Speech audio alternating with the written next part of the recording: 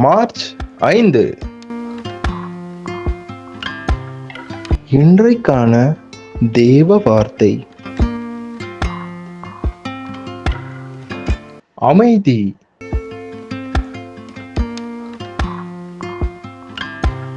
என் ஜனம் சமாதான தாபரங்களிலும் நிலையான வாசத்தலங்களிலும் அமைதியாய் தங்கும் இடங்களிலும் குடியிருக்கும்.